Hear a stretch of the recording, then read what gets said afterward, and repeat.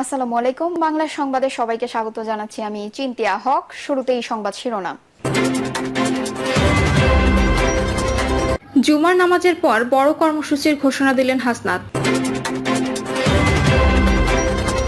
এদিকে আওয়ামী লীগ নিষিদ্ধের দাবিতে মৌলভীবাজারে বিক্ষোভ। জানাবো 2 কর্মসূচি নিয়ে মাঠে নামছে বিএনপি। এবং সর্বশেষ জানাবো আমরা যখন আঘাত করব পুরো বিশ্ব জানবে, বলছে পাকিস্তান। শুনছিলেন সংবাদ শিরোনাম, এবারে বিস্তারিত। জুমার নামাজের পর বড় কর্মসূচির ঘোষণা দিলেন হাসনাত। সাবেক রাষ্ট্রপতি আব্দুল হামিদের দেশ ত্যাগের খবরে বৃহস্পতিবার রাতেই আওয়ামী লীগ নিষিদ্ধের দাবিতে প্রধান উপদেষ্টার বাসভবন যমুনার সামনে অবস্থান কর্মসূচির ডাক দেয় জাতীয় নাগরিক পার্টি। সারা রাত সেখানে অবস্থান নেওয়ার পর আজ শুক্রবার বাদ জুমা আরও বড় কর্মসূচির ঘোষণা দিয়েছে দলটি। তার আগে শুক্রবার সকাল 8:30টার দিকে যমুনার সামনে চলমান বিক্ষোভ কর্মসূচি থেকে এই জামায়াতের ডাক দেন হাসনাত আব্দুল্লাহ। পরে যমুনার সামনে সংবাদ সম্মেলন করা হয়। সেখানে হাসনাত বলেন, সার্ক ফোয়ারার সামনে মঞ্চ নির্মাণের কাজ শুরু হয়েছে, যেখানে বাদ জুমা জনসমুদ্র হবে। আজকে তারা বুঝতে পারবেন কারা আওয়ামী লীগ নিষিদ্ধ চায়। পরে ফেসবুক পোস্টে সেই কর্মসূচির কথা জানান হাসনাত। হাসনাত তার পোস্টে লিখেছেন, বাদ জুমা যমুনার সামনে আওয়ামী লীগ নিষিদ্ধের দাবিতে অবস্থান কর্মসূচি অব্যাহত থাকবে। আওয়ামী লীগ নিষিদ্ধের দাবিতে কারা এই কর্মসূচিতে যোগ দেবেন সেটি জানিয়ে হাসনাত লেখেন, এতে অংশ নেবে ফ্যাসিবাদ বিরোধী রাজনৈতিক ও সাংস্কৃতিক দল পিলখানা হত্যাকাণ্ড, শাপলা হত্যাকাণ্ড, গুম, খুন ও নিপীড়নের শিকার পরিবারগুলো এবং সর্বশেষ জুলাইয়ের গণঅভ্যুত্থানের শহীদ ও আহতদের পরিবার। পোস্টের শেষ অংশে হাসনাত লেখেন, গণহত্যাকারী আওয়ামী লীগ নিষিদ্ধ না হওয়া পর্যন্ত লড়াই চলছে এবং চলবে। এর আগে ফেসবুকে দেওয়া এক পোস্টে তিনি জানান, গণহত্যাকারী আওয়ামী লীগ নিষিদ্ধ না হওয়া পর্যন্ত কোনো আশ্বাসে কাজ হবে না, লড়াই চলবে। আওয়ামী লীগ নিষিদ্ধের দাবিতে মৌলভীবাজারে বিক্ষোভ। ক্ষমতাচ্যুত রাজনৈতিক দল আওয়ামী লীগ নিষিদ্ধের দাবিতে মৌলভীবাজারে বিক্ষোভ অনুষ্ঠিত হয়েছে। একই সঙ্গে দলটির বিচার, নিবন্ধন বাতিল ও রাজনৈতিক কার্যক্রম নিষিদ্ধের সুস্পষ্ট রোডম্যাপ ঘোষণার দাবি জানানো হয় বিক্ষোভ থেকে। এ অবরোধের কারণে সড়কটিতে প্রায় 3 ঘন্টা যানবাহন চলাচল বন্ধ থাকে। পরবর্তীতে বিক্ষোভ মিছিলটি শহরের চৌমুহনার দিকে গিয়ে হয়ে শেষ হয়। বিক্ষোভকারীরা হুঁশিয়ারি উচ্চারণ করে বলেন, যদি আমাদের দাবি মেনে নেওয়া না হয় তাহলে এক দফা আন্দোলনের ডাক দেওয়া হবে। 2 কর্মসূচি নিয়ে মাঠে নামছে বিএনপি। অধিকার প্রতিষ্ঠায় তরুণদের সচেতনতা বাড়ানো এবং দলের সদস্য সংগ্রহ কর্মসূচি নিয়ে মাঠে নামছে বিএনপি।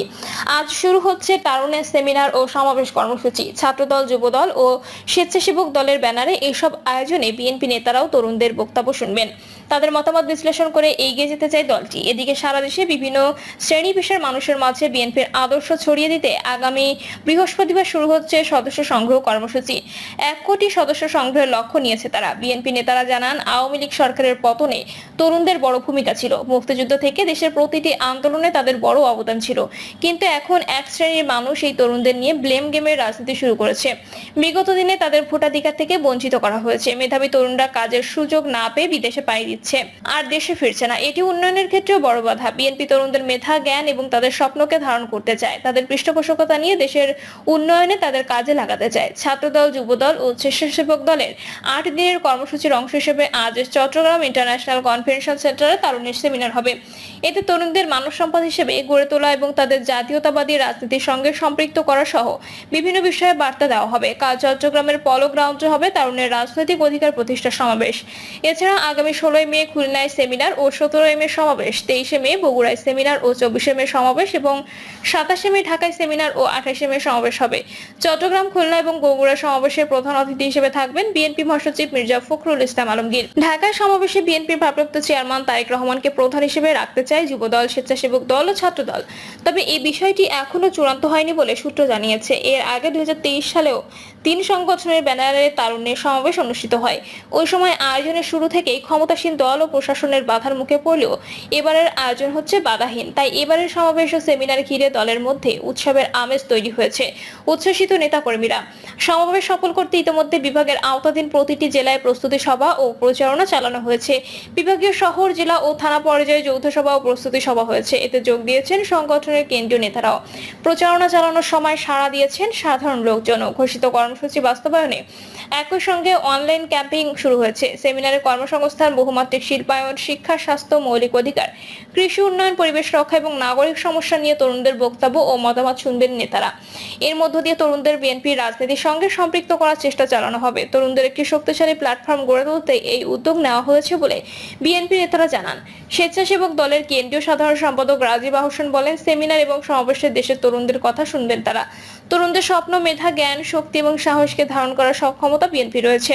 তাদের পৃষ্ঠপোষকতা দিয়ে দেশের উন্নয়নে আমরা কাজে লাগাতে চাই। সংশ্লিষ্ট সূত্র জানায়, যুবদল, স্বেচ্ছাসেবক দল, ছাত্র দল সহ বিএনপির অঙ্গ সংগঠনের বাইরে যেসব তরুণ রয়েছে যারা বিএনপি কিংবা কোনো রাজনৈতিক দলের সঙ্গে সম্পৃক্ত নন, তাদের সেমিনারে আনার উপর বেশি গুরুত্ব দেওয়া হচ্ছে। অন্য যে কোনো প্ল্যাটফর্মে যারা ভালো করছেন তাদেরও এই সেমিনারে আনা হবে। এর মধ্যে সাংবাদিক, ডাক্তার, ইঞ্জিনিয়ার সহ বিভিন্ন পেশা তরুণদের সম্পৃক্ত করার জন্য বেশি গুরুত্ব দিচ্ছে সংগঠন তিনটি।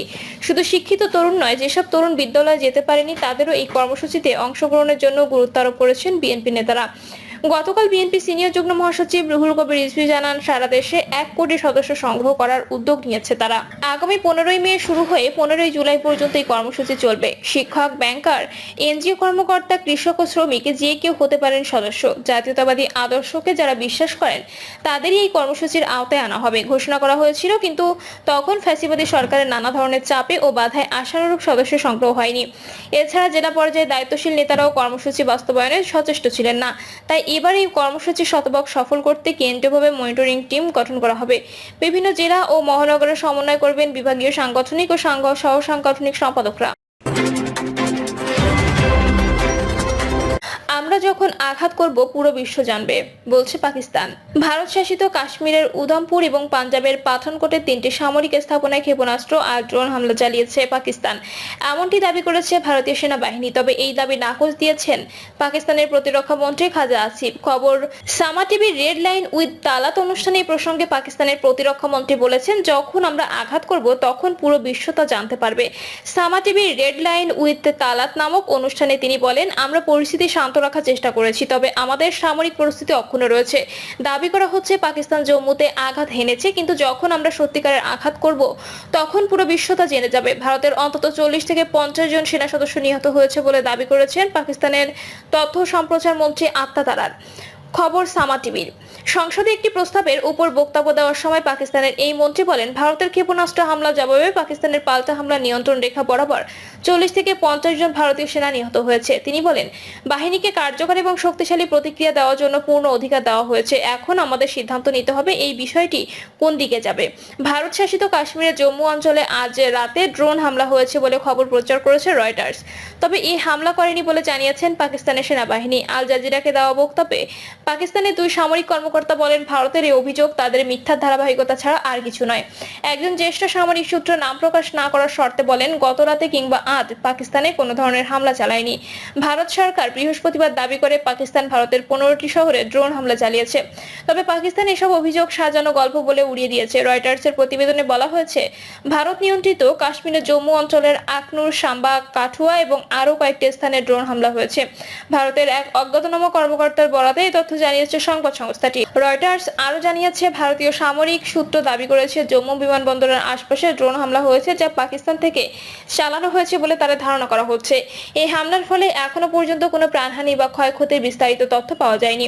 তবে নিরাপত্তা বাহিনী এলাকার তৎপরতা জোরদার করেছে এবং ঘটনা তদন্ত চলছে। পাকিস্তানের পররাষ্ট্রমন্ত্রী ইসাক দার বলেছেন, ভারতের যুদ্ধ বিমান ও ড্রোন ভূপাতিত করতে পাকিস্তানের সশস্ত্র বাহিনী অসীম সাহসের পরিচয় দিয়েছে। পাকিস্তান রাতারাতি ভারতে হামলা করেছে বলে যে অভিযোগ তোলা হয়েছে তা পুরোপুরি সাজানো গল্প বলে উড়িয়ে দেন তিনি। ডন আল জাজিরা পাক ভারতের চলমান উত্তেজনা নিয়ে এক সংবাদ ব্রিফিংয়ে তিনি এসব কথা বলেন। ইশাক আরো বলেন, ভারত পাকিস্তানের সামরিক স্থাপনায় হামলা চালিয়েছে বলে যে দাবি করেছে এটিও সম্পূর্ণ মিথ্যা।